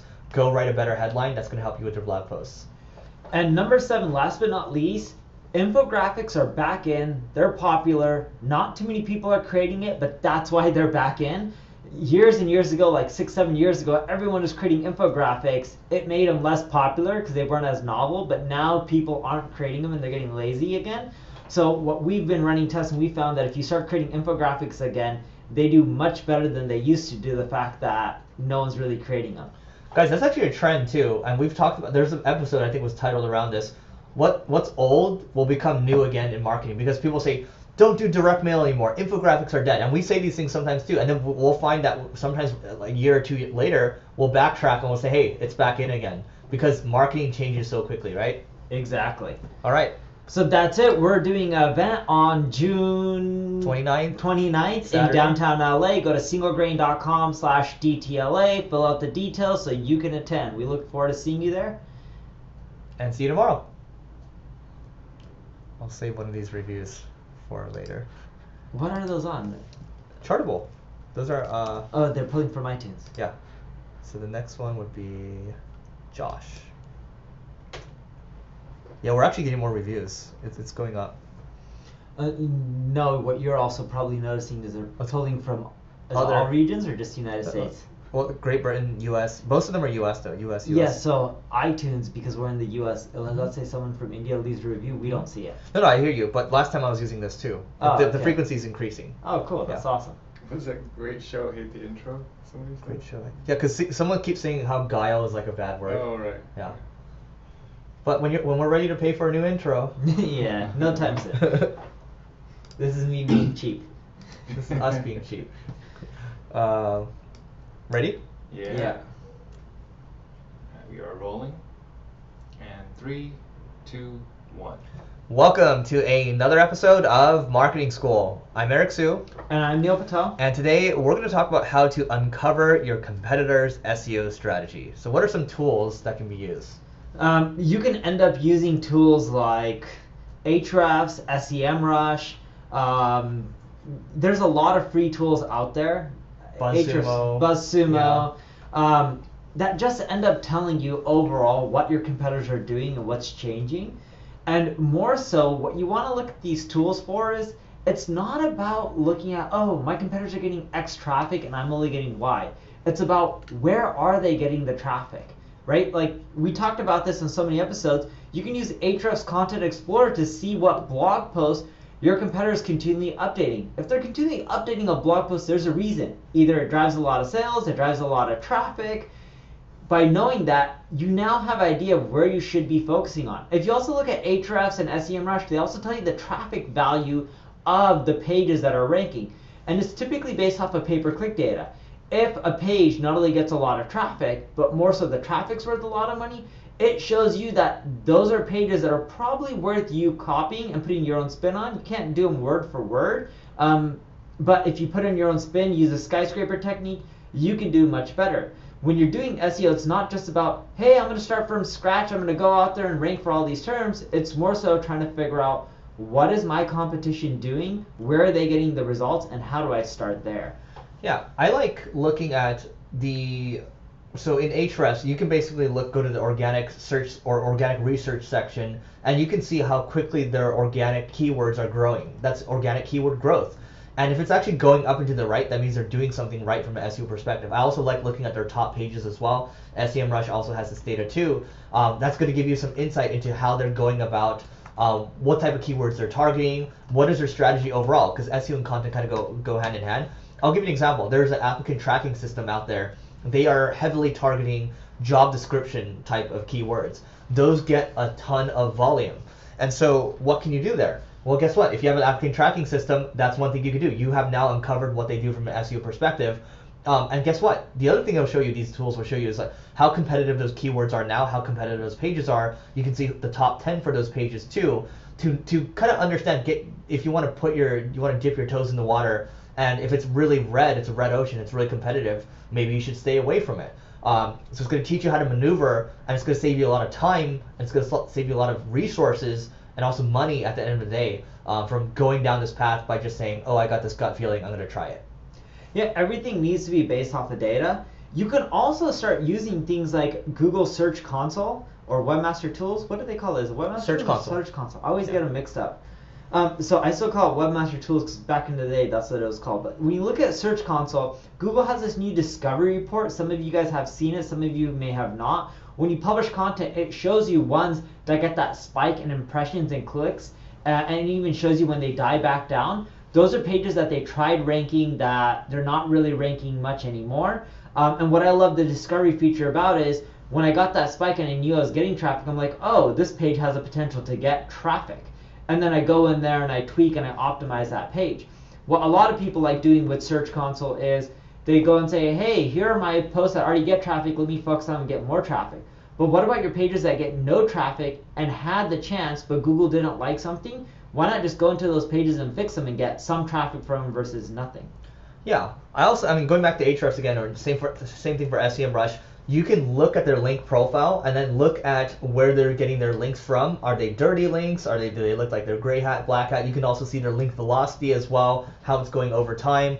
I also like looking at their when you look at the top pages, you can see, are they doing a bunch of things from a schema perspective? Are they ranking for a bunch of rank 0 positions, right? With the little featured snippets. You can see what they're doing, and again, figure out what makes the most sense for your business, and then decide if you want to execute on it or not. So look, there's a lot that you can do with these tools, but I think one word of caution I have is don't get paralysis analysis, which is what I mean by that is don't spend so much time on these tools where you end up doing nothing, because you can live in the data all day just by feeling like you're accomplishing something, but if you don't actually execute and create a plan for yourself, it's going to be a complete waste of time. Yeah, so that's it from my end. We're throwing an event June 22nd? June 29th. That's a Saturday. I'm like, I need to add it to my own calendar. June 29th in downtown LA. Make sure you go to singlegrain.com/DTLA. We now have the Eventbrite page up, so you need to go there and register. We look forward to seeing you. All right, and before we go, here is another review. This is from Eric Harbison, who was previously the Chief Marketing Officer at Aweber. It says, your must-listen marketing knowledge resource. Neil and Eric provide more valuable and actionable marketing tips and ideas in less than under 10 minutes than any other marketing podcast, period. Keep the tips coming. P.S. Congrats for being the only podcast that can use the word guile effectively. Wow, so I guess we can use it the right way. So some people say don't use it. Eric says yes, so we're going to go with what Eric said. So yeah. I'm just too cheap to pay for another intro, so yeah, let's keep it as is for now. Goodbye. All right, let's see if we have some more stuff. This is the one where we talk about our weaknesses. Okay. Great info for your podcast. Infogram, Canva, Pictochart is me. Oh, a lot of tools, Wolf. Canva is good for infographics. Yes, it is. We should have included that. +1 for Canva. That's your guy. Guys, are there any paid SEO tools in the market? Now, which one tool is best to start with as a beginner on a tight budget? Best SEO tool, tight budget, SEMrush or Ahrefs. Those are cheap, right? Moz is cheap, I think. Best SEO tool. Cool. We can do that next time. All right. I like that. Best SEO tool for beginners. Ready? Yep. We are rolling. And 3, 2, 1. Welcome to another episode of Marketing School. I'm Eric Siu, And I'm Neil Patel. and today we're going to talk about how you can make millions, or how we make millions when we suck at many things. And Neil and I were just talking about this on the phone, and we've kind of touched upon it a couple times in the last couple months. I think this is maybe a function of getting older and wiser. Yeah, and when we say millions, we're talking about revenue. Yeah. At least I don't discuss my profit. Yeah, me too. I don't really. I'm losing money, I can tell you that. I like losing money, but we'll talk about it another time. So, what we found is, Eric and I, and funny enough, we go to so many conferences, meet so many people, we're not good at everything, and I'll go off, and I'm not trying to bag on Eric. I love him to death. He's one of my best friends. I'll tell you what Eric sucks at, and Eric will then tell you guys what I suck at. I love it. I was planning that too. So, I believe Eric isn't the best executor. He likes doing a lot of things, but he's getting better at that. He is not the best manager. Actually, no, he's actually pretty good at managing. You said that yesterday. You're good at managing. Yeah, he's good at managing. He teaches people what they're doing wrong and has them learn. I'm a terrible manager. I'm like, his big thing is just execution. And then I would also say, if I had a second thing, is he spends a lot of time learning and a lot less time implementing what he learns. Those are his two biggest weaknesses. The management one is inaccurate. It's me who's a weak manager. One thing I could learn from Eric is when his team makes mistakes, he's really good at having them learn how to fix it and do things right. I'm not saying I don't do that in my company. I'm saying I don't do that because I'm terrible at that personally. Yeah. Well, he kind of called one out already. So I think the management side, I think for Neil, it's not his, it's just his personality wants to execute things quickly. Like, he wants things done yesterday. That's why he's really fast. And so. And yeah. Eric actually gave me a tip today in which he said, and he got this from one of our mutual friends, Yaniv, and he told me to get an iPad Pro so I can stop doing things and I had to learn to delegate more versus me just going in there and executing everything myself. Yeah. Which will hopefully help me become a better manager. So thank you, Eric. You're welcome. I think it goes with your personality is who you are. Right? I'm just talking about in general, not just Neil. I think if you are naturally a fast executor, you want things done like quickly and yesterday. That means you're impatient, and sometimes that will roll over into like how I'm impatient. You are right on that. How you work with people, right? Which is fine. Like, we work together a lot. Like, I know how to work with you. Most people, if they don't have thick skin, it becomes difficult. But we get along well because I like negative feedback, and it works. And Eric also knows how to work with me really well. Like, I'll tell Eric no a lot of times on stuff I don't want to do, and he's like, "Oh, but we already did this, and look at the results." I'm like, "Okay." Yeah. The way to work with Neil too, by the way, is by showing results first, showing numbers, showing results. So those are kind of the two main things. But the strengths are like, look, the way he's executed has allowed him to build his audience, and it is who he is. He can say he sucks at monetization or whatever, but at the end of the day, like, we're all going to have our weaknesses. I am terrible at monetization. That's another thing I'm really terrible at. I'm like one of the worst people when it comes to monetization. Eric will come up with like 10 different ways to monetize, and I'm like, no, I don't want to do anything. And he's like, look, it already collected money. I was like, okay. Yeah. Well, but here's the thing we talked about on the phone too, right? Like, we're all going to be who we are, because you're not going to make myself unlearn 32 years of like the same thing I've been doing over and over. Same thing with you.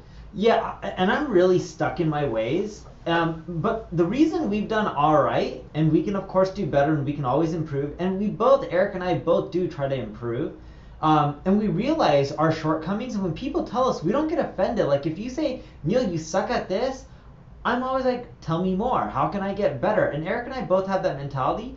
But the reason we've done decent is because we focus on our strengths. So, for example, I focus on execution, and I'm really, really good at one main thing. I'm really good at driving traffic, and I'm really good at collecting leads. Like, I honestly do believe I'm better at driving traffic than 99.99+%. I would say he's not bragging there. I think it's pretty true. Yeah. I also would say I'm probably in the 1 percentile in which 99% of people are better at making money than I am.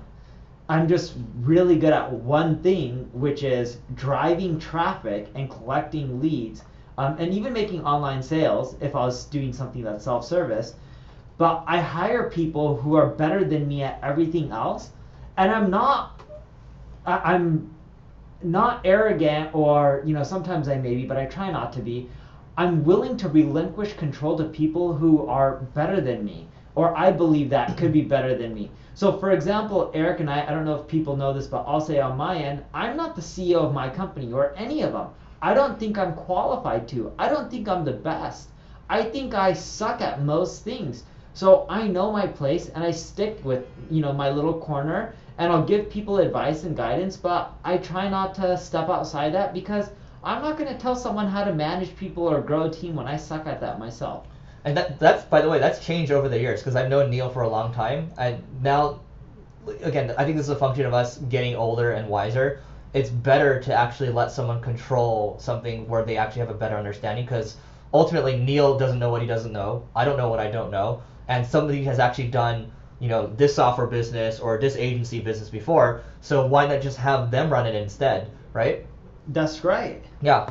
So, look, on my end, the way I look at it is, even when I played games, there's this character that I had that was kind of a jack of all trades that can do everything. This character could throw fireballs. This character could heal other people. Like a Pokemon? No, not like a Pokemon. Just because I have a Pokemon back there doesn't mean it's all about Pokemon. I don't know. No. This character could teleport groups around, right? He could do everything. Like a Pikachu. Yeah, Pikachu could teleport too, in Smash Brothers. But my point is, I think, I'm pretty good at being this is actually my disc profile. I'm like even across the board, which means I can adapt to certain situations. I think I'm pretty good at being a jack of all trades, which also means master of none.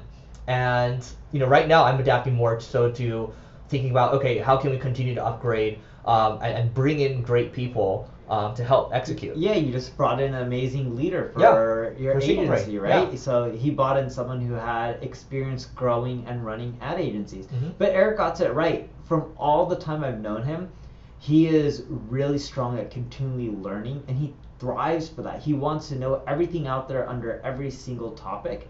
And that's also what makes him good at growing his team and helping them learn, because he'll take the knowledge that he gets, and even though his biggest strength isn't executing on it, he's able to teach his team some of those concepts, and then they go and learn, and then they execute on it. Well, that made me feel all warm and fuzzy inside. Is there anything else we want to add around this? I think the main thing is you have to understand your strengths and weaknesses, because if you don't and you keep trying to do everything... Actually, there's one guy I know, before you came in, I was telling the live people, this guy texted me and told me to go die, and also texted a bunch of other people to go die too. The thing with this guy is he's trying to do everything right now. I wish him the best of luck, but that's the thing. If you try to do everything and you don't get help around you, I'm talking about like literally with your work. I'm more so talking about the work right now, or it could be your life as well. You're not going to be able to do what you want to do, because everything that's been great that's around you that's been built has been built by people. Yeah, and again, the big point of this episode is focus on what you're good at, and that's it, and find other people who can help complement you. You don't have to learn everything. There's nothing wrong with that. And if you look at Eric and I, we focus. Like, I only focus on traffic acquisition because that's what I love and that's my passion. And Eric has his focus as well, right? He's going out there, he's learning, he's building up the traffic, the brand, collecting the leads. He has his bucket of what he's focusing on, and then his team focuses on the rest. But that's how you build a business. You don't build Adobe or Microsoft, and we're nowhere near that level, and I don't think we probably will ever be there. At least I won't be there. Maybe Eric will. And you don't build those companies by doing everything. You just have to do one thing right and get a ton of other people that can do the rest better than you. All right, so that was a longer episode than usual, but it comes from both of our hearts. Singlegrain.com/DTLA for the live event. It's happening June 29th. That is a Saturday. To learn more about it, we are going to read a review, so guys, don't forget to rate, review, subscribe, because now we're going for 2 million downloads a month. So this one comes from Diver911. It says, daily coffee. Since I'm not a coffee drinker, your podcast is a great way to start the day. Boom. Wow, okay. Quick and easy tips, and quite a few of them have been passed along to my marketing clients. I love that you are direct and to the point. This is one of the few podcasts that I don't speed up to 1.5x. Wow, that says a lot. Thank you for that, Diver911, and we will see you guys tomorrow. Boom. Cool. 4-1. Let's go. We're gonna have to crank on these. All right.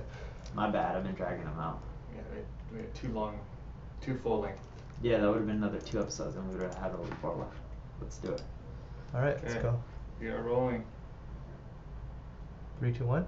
Yeah. 3, 2, 1. Welcome to another episode of Marketing School. I'm Eric Siu, And I'm Neil Patel. and today we're going to talk about why we produce less content, and you should too. So in general, what we found is if you look at content marketing, it's harder to rank. It takes longer to rank. There's over 1 billion blogs. That's roughly 1 blog for every 7 people. That's too much content. So what we found is writing regurgitated information, even if they haven't seen it before, doesn't do well anymore. Social shares have been dying down since 2015 from all the stats and data that I've dug up. So what we focus on now is producing less content, but the content we do produce has to be amazing in quality. That's at least for the text-based content. Now for video and audio-based content, we found that it's not as competitive yet, but it is actually getting competitive. Podcasting's not that competitive yet. Video's getting competitive at a very rapid pace. I think by the end of 2019, video will be competitive. But going into it, Eric and I produce a decent amount of video and audio content. We've slowed down on text. And the reason being is it's competitive. You're better off producing way less content and content that hits almost every single time instead. And by the way, I think one of the things Neil touched upon a couple episodes ago is just because something's working well for him doesn't mean you should copy it just at his level. And it also depends on the niche that you're in too, because we have there's a friend of mine that's in he's in this one industry that's actually not as competitive right now, and whatever he's writing is ranking. And we're talking these are 800 to 1,500 word posts. I'm not going to reveal the niche because I don't want him to generate competitors. But that works for him, right? He's doing the volume game. But now if you go to a B2B tech space where you have a lot of people, especially in marketing, because everyone's talking about the same tactics, everyone's executing the same tactics, there's a lot more noise and it's tougher to stand out. So, you look at one of the posts that Neil wrote recently around, 17 charts that show where content marketing is going. That's new, that's novel, that's worth sharing, and that is something that's high quality. And actually, I haven't seen something like that from Neil for a while, and that was actually pretty good. So not to say his other stuff sucks, by the way, but that one was it stood out to me. Well, thank you. Yeah, in general, if your space isn't competitive, by all means, you can crank out the content, but almost all spaces at this point are going to be competitive from at least a text-based perspective. Audio-based, none of them are going to be that competitive, so you should consider creating more content in audio. Video is going to get there, so crank out as much as you can as quick as possible, because in the next year, you're probably going to slow down on video creation. Yeah, I'll tell you what we do to keep it simple. We do this whole content sprouting thing. So we might make a video, and that video becomes an audio file, which might go to a podcast. And then that audio file, we can use something like Amazon Transcribe, which is really cheap. You can use Amazon Transcribe, and then you'll have a semblance of a blog post. And then you have a good writer. Maybe you hire an intern, you hire someone like a journalism major, and have them convert it into a blog post, right? And then that way you're making this machine. And you have something going. Now, the trouble with that, actually going back to Neil's point, is if it's super competitive, that thing is probably not going to rank from a blog perspective, but from a workflow perspective, that might make your life easier. And again, mix and match. If you don't like video, don't do video, just do audio. Figure out what works for you. But again, you have to look at your industry to figure out what works, because there are millions and millions of new blog posts being published every single day, and it might not make sense to go full on volume, some of these newsrooms. Cool, and that's it on my end. We're throwing an event June 29th. You can learn more about it. It's in downtown Los Angeles. You can learn more about it at singlegrain.com/DTLA. All right, that's it for today. See you tomorrow. All right, next one. We send an email to all those people being like, here's the Eventbrite page. Oh yeah, we didn't even promote it yet. So Yeah. let me get it up and then we'll promote We it. probably have over 100 applicants, 200? There's 1,000. 1,000? Uh-huh. Yeah. Hey guys. All right. We probably aren't going to promote it anymore. We'll see. Well, 'Cause, if I send an email blast, what's going to happen? You're going to have 5,000 people. Well, we should review it. We'll talk about it after this. Private talk. All right, let's go. Next. We are rolling, and 3, 2, 1.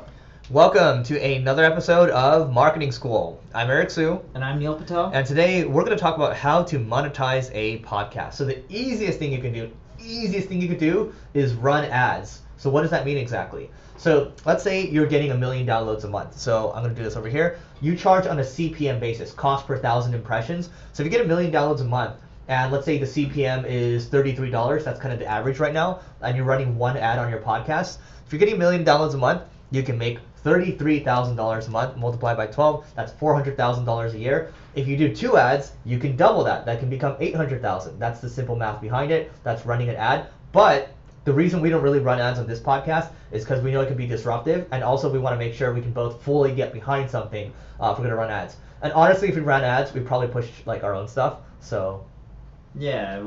So another way that you could, and this transitions to what Eric just said, is you can push your own stuff. I know quite a few people that sell supplements, like Muscle for Life. They have their own podcast that works really well, or technically Legion Athletics. Another thing that you can end up doing that works well is pushing your own info courses or products. Like Lewis Howes has a subscription course. I think it's called Inner Circle. I think that's Russell Brunson's. No, Lewis. They both have Inner Circles. I think Lewis is also called Inner Circle, and I believe we should have Inner Circle too. And I believe his is like $40-something a month. Yeah. So he'll push people from his School of Greatness podcast into the School of Greatness Inner Circle. I don't know if it's called School of Greatness Inner Circle, but probably is. And that works really well because then you can get the subscription. You can also push people like from a podcast to things like Patreon. So if you have a big following, you can just get them to support you if you don't want to do ads or anything like that. Those are some methods that I found that work really well for people that I know that have a decent sized podcast following. Awesome. Those of you that are watching live right now, let us know in the comments if you would actually pay to subscribe to a podcast that we have. This is kind of just a test, right? Let us know if you would actually pay. And no, we're not going to end up making marketing school no, we're not going to do that. Subscription, but we're just curious. If we had like a private paid subscription, if you would pay for that, it would be different, right? Maybe we're doing like a webinar or something like that. Anyway, that's just testing, right? Actually, to Neil's point, you can run. There are some people that run them to like you're running them to an offer. So a book funnel, for example. So you can give them like a lead magnet first. You might say, hey, I'll give you this book. It's free plus shipping, or I'll give you this PDF, or I'm giving you this free resource. And then you get them on your email list, and then you can sell them afterwards. So you're collecting email addresses, and then that way you're growing the business that way. Now, what else can you do? I mean, people can, it's similar to advertising, but people can pay to be on your podcast. I haven't seen that done too often, but I have actually seen that done. And to Neil's point about Patreon, I've talked about in the past how China's podcast market is $3 billion. The United States is only 300 million. It's because the United States has still not matured from a monetization perspective. And we don't have as many people. Yeah, we don't have as many people. But dude, there's teachers. There's this one teacher that makes $8 million a year. He has a podcast and he just teaches people in China. So good for him. Yeah, it works. Or her, whoever it is. It's a him. Yeah. So look, you can do subscriptions, you can do ads, you can run them to some type of collect emails and then sell them afterwards. There's a lot of different ways to skin a cat. Is there anything else from a podcasting perspective? No, that's it. Thank you guys for watching. Make sure you guys check out our in-person event that we're throwing at singlegrain.com/DTLA. It's happening June 29th. It's an Eventbrite page. You guys can go and register there. Yeah, and look, by the way, just speaking about the event, if you wanted to monetize an event, you can do that too, but we're not monetizing ours really. So that is it for today, and we'll see you tomorrow. All right. Dude, is it me or is Google Analytics getting worse and worse with updating? I think it's you because you have a lot of traffic. I'm like, sometimes it takes me like 2 days to get my traffic stats. Gotta pay to play. Yeah, I don't want to pay $100,000 a year for Google Analytics. Yeah. Would you? No. Exactly. No. I'll wait 2 days to see my stats. I'll wait my 2 days. Yeah. Screw that. $100,000 I'll spend on like ads or something. Mm-hmm. Ready? Yeah, let's do it. So we are rolling. 3, 2. Welcome to another episode of Marketing School. I'm Eric Siu. And I'm Neil Patel. And today we're going to talk about how long it really takes to rank in Google. And I even think about this question from my early days of doing SEO, where I had this question and literally you can plug your site into the index, Google Search Console index, and then boom. Yeah, you can submit your URL, and then you're ranking pretty fast. You may not rank, You'll index. You won't rank for competitive terms, yeah, but you can rank within a few months. Yeah. And we did a similar episode to this. I think it was episode 158. 158. And yes. we decided to do this episode again because times have changed. That's roughly 2.5 years ago. Now, 2.5 years ago, there were a lot less algorithm updates or as drastic. You're seeing huge shifts in the algorithm that you weren't seeing as much 3-4 years ago. It was much easier to get ranking. People were like, oh, you build links from high PR pages and boom, you're going to shoot up to the top. That no longer exists. And what we're finding is before 2.5 years ago, you can start seeing results in 6 months, and you still can to some extent. But nowadays, it really is taking a year plus, unless you have brand queries in which you have a lot of people typing in quote unquote your domain name and you have a high click-through rate and you have amazing user metrics. If you have high brand queries and amazing user metrics, in many cases I've seen sites get ranking within a few months, but if you don't have that, in a lot of cases, or in most cases if you don't have that, you're talking about a year plus. And you're talking about the context of a domain in general, right? The whole domain. The whole domain. Yeah. So a brand query would be single, or you're talking about a page? I'm saying I'm talking about the entire domain. Yeah. Like if a lot of people typed in single grain every single day, and single grain was a brand new domain name, they'll see rankings really fast. Versus if it's an old domain name and they have very few people typing in single grain every single day. A rising tide lifts all ships. So yeah, I mean, look. If we're talking about it in the context of a page, and assuming you have a little domain authority on your site already, let's say it's built up, some type of authority, yeah, it might take you, a couple weeks to rank, but you might be ranking like number 30, 40, 50 or so, which is not great because you're not showing up basically. But it does show that you're getting progress, right? So that's something you want to monitor. But overall, like Neil's saying, the way I look at this is how long does it take to rank? How long does it take for content marketing to work? It's kind of the same thing in my mind. So I'm looking at it's a 12 to 18 month journey to start to get your whole domain working, because once your domain is working, you have good domain authority. When you publish something, it's going to start ranking in a couple weeks. It might not be the rank that you want, but you can see it moving in the right direction. Yeah, so that's pretty much it from my end. If you have brand queries and you have amazing user metrics, it can be a few months. If you don't, you're a plus. All right, so before we go, I'm going to read a review. This one comes from Joan Loves to Travel, I think. That's what it says. She put her domains in here. I'm only going to give one of your domains in here, Joan. So it says, whatever business you're in, this podcast dishes out bite-sized chunks of information that's clear-cut. Often this duel is entertaining. Often? Why not all the time? All right, that's what I love about marketing school. Sometimes I binge listen if I've missed a few episodes, but typically I listen and digest the information, and I'm back for more lessons the following day. So her main website is Joan M at, okay, I'm not even going to read that one. culinarytoursusa.com. Let's go with that one. culinarytours.usa. And by the way, guys, our live event is happening in downtown LA, Marketing School Live, June 29th. That's a Saturday. Go to singlegrain.com/DTLA to learn more, and we will see you tomorrow. Joan Matsui, travel writer. Yeah. Well, I mean, you should have read it first. Yeah. I couldn't. It took me a second to see. Yeah, it. I was like, it's very hard to read. Done. All right. All right, 3 more. Yeah. Okay, All right, let's do it. We are rolling and 3, 2, 1. Welcome to another episode of Marketing School. I'm Eric Siu. And I'm Neil Patel. And today we are going to talk about how to uncover your competitor's Facebook strategy. So a lot of your competitors are leveraging Facebook ads. We're not really going to focus too much on organic traffic. And the reason we're not going to talk much about organic traffic is you can look at your competitor's page. I don't care who they are, whether it's a Tony Robbins or a Gary Vee or anyone. Their organic reach probably isn't that great.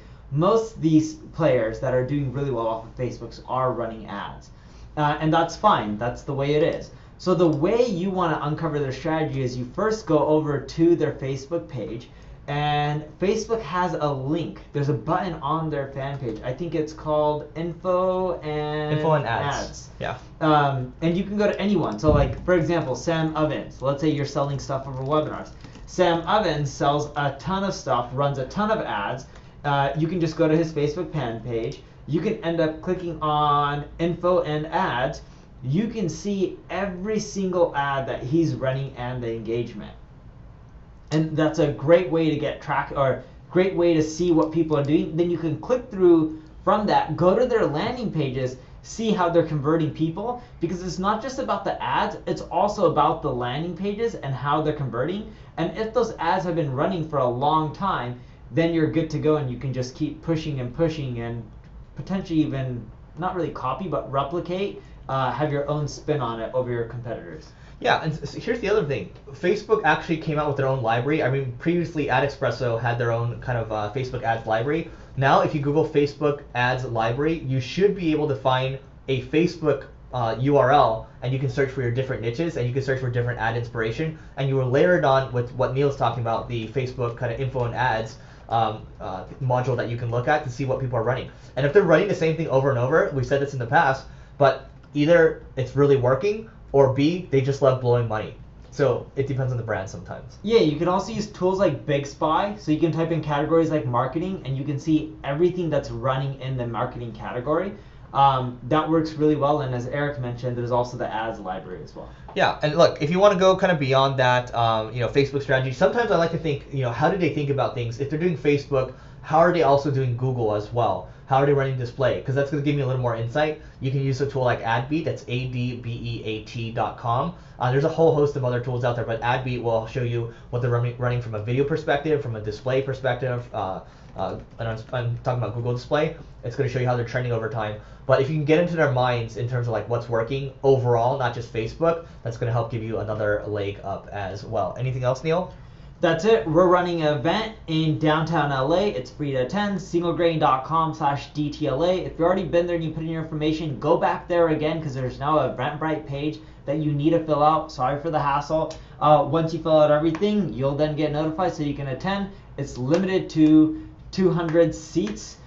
So make sure that you fill out everything, and we are going to verify that you're going to come. You got to show either that you're somewhat local or you have a hotel or something, because we want to make sure that 200 people do get attend versus 200 people filling it out, and next thing you know, only 100 showing up and 900 people on the waiting list. We want to make sure whoever is really going to come can show up and come. All right, before we go, I have another review to read. This is from Nick Batchelor. So he says, love these guys. Thanks for providing me with easy to digest and actionable insights and content. I leverage the tools and knowledge from this podcast every day with my clients at Pure Performance Digital Marketing. Thank you. Looking forward to the live event. Thank you, Nick, and we will see you tomorrow. All right, two more. Great. And rolling. 3, 2, 1. Welcome to another episode of Marketing School. I'm Eric Siu. And I'm Neil Patel. And today we're going to talk about how to effectively balance multiple projects at a time. So maybe we should give a little background here, because even though we're focused around marketing, we do work on multiple things.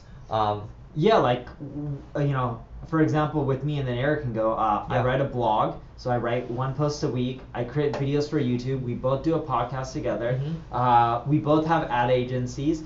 So even in one company, we're doing multiple projects within that company to grow. For us, most of our time is spent on marketing related initiatives, but still managing multiple marketing initiatives does take time.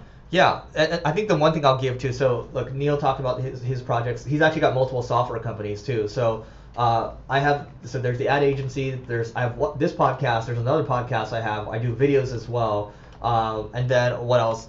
Software company too. I'm tightening up my book right now, so I'm spending 3 to 6 hours on that a weekend. What's your book called? Leveling Up. I know it's called Leveling Up. Yeah. You gotta mention it. You can't just say it's called Leveling Up. But we're doing a Kickstarter for that too, by the way, so we can talk about that another time on how to do Kickstarter, because we'll see if we can make it work. But point is, are you self-publishing, or you going through a publisher? I'm gonna go self-publishing. Head of JCron, there is someone at War Room that specializes in book stuff that you should talk to. He was at Scribe. Is that his name? Book in a Box. Tucker Max. No, not Tucker Max. There's someone else that specializes in making each book sell worth $50 on average. I will ask you. Yeah. For sure. JCron knows who he is. I will talk to JCron. Can you get the notes for that one? JCron.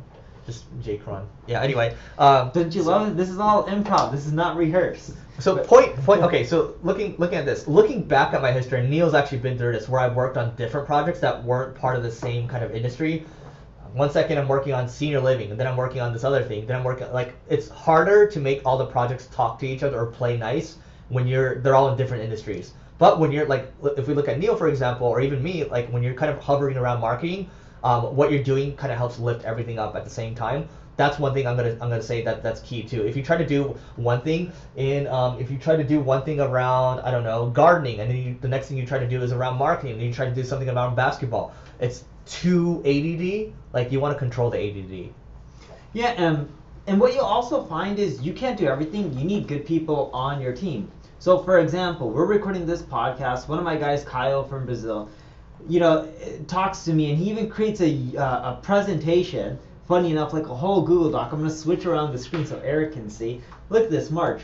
How we hit our biggest number of visitors ever in Neil's Brazilian website. So this is done without you touching it. This was done without me touching. And Amazing. he did a whole presentation of all the stuff that he's done, 16 slides, to grow my traffic even faster. So Amazing. One of the things that I do is I know who on my team who's good at specific things. Like Kyle is one of the best link builders and SEOs on my team. And him and I talk all the time on Skype and we trade tactics. So I've assigned him that, hey Kyle, here's our Brazilian website. By the end of 2019, I want 1 million unique visitors per month, right? And I'll tell him the strategy that I would run and that I'm running with the English market. Then he'll run his own variation of that, and he'll spin it and even try different things that I'm not trying, and then he'll share them with me, and then I'll also try them, and we'll go back and forth. But having good people who focus on the task and just lead them up, like Carlos, who's participating on our YouTube live right now, he runs my Instagram, and he handles that, and he'll send me everything for the month that he's going to publish before we end up even publishing it. So in essence, if you're going to do multiple products, yeah, you can be involved on them, but you also need other key players to help you get things done. And if you look at Eric, he does a ton of live videos and content. And he has this amazing person named Noah who's in the room even helping us with the podcast.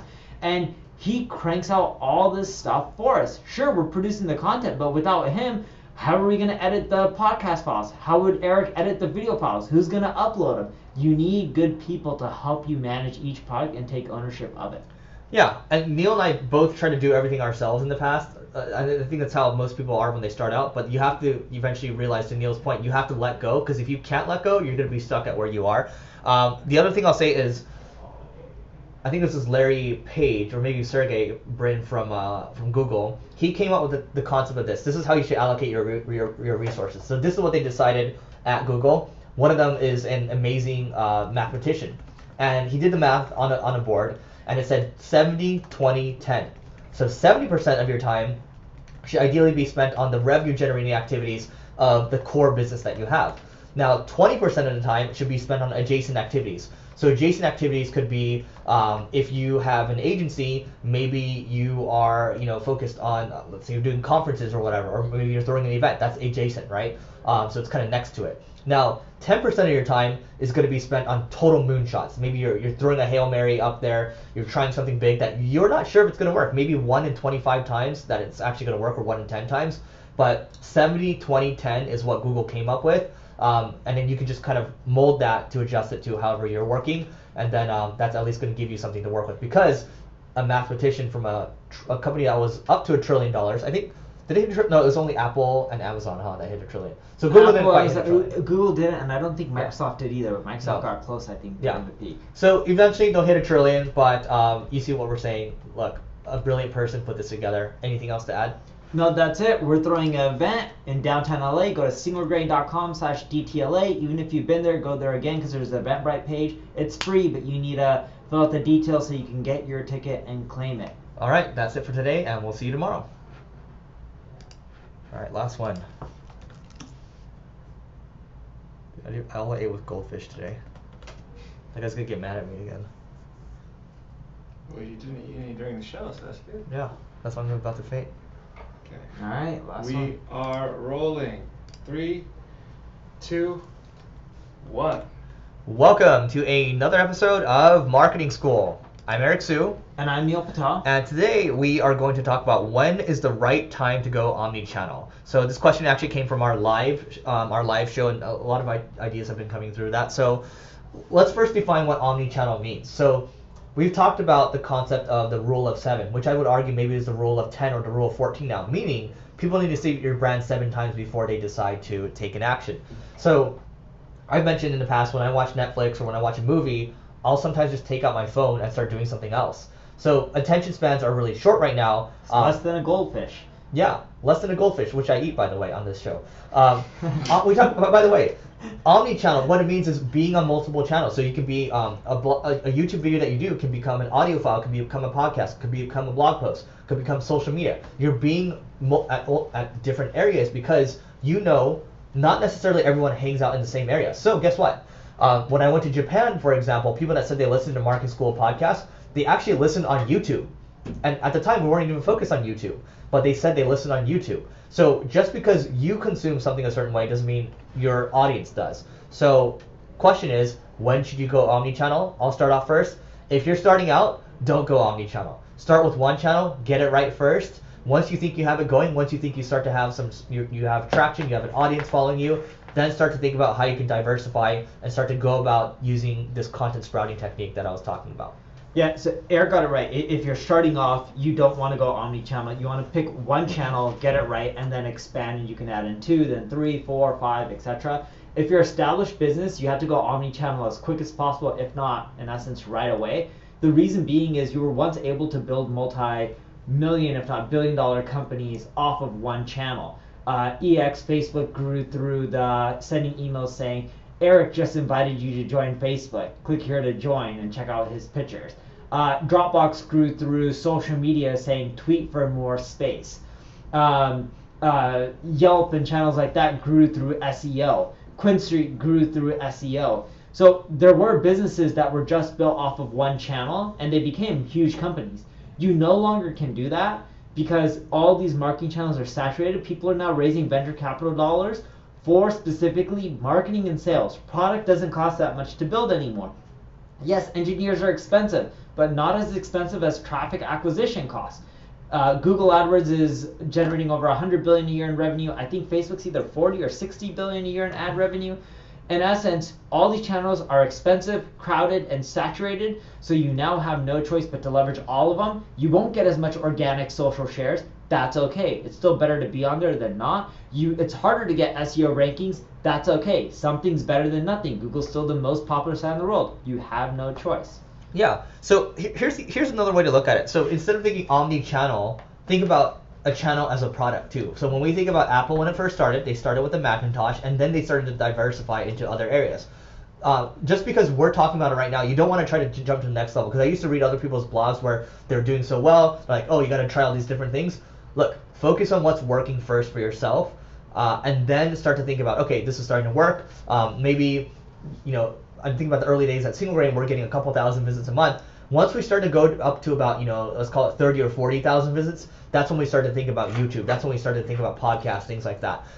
So that is it for today. But before we go, I want to read one more review. This person's the one and only Sander, says, great show, but hate the intro. Love the show, but the intro song is like nails on a chalkboard. Seriously though. Everyone cringes from the intro and outro. Please change it. P.S. Love the show. Thanks for everything you guys do. Thank you so much for that. Guys, by the way, singlegrain.com/GTLA. We are doing a live event that's happening June 29th. You will learn more about it, and we will see you tomorrow. What's that? Nothing. I have to turn this in. Oh, you do? Oh, next time you have a new one. What? Because then you have to keep getting it every time. It'll be your face on it. Here, let me stop the live real quick. Yeah, let me put this down and we can talk. Am I still recording? No, okay. Stopped. All good. I'll put this in the kitchen. All right. Just leave it here. I'll take it. You sure? Yeah, I'll put it in the dishwasher. Thank you, Noah. Great stuff, gentlemen. As always. Yep. What do you want to talk about? Oh, your phone's over here. Thank you. Thank you.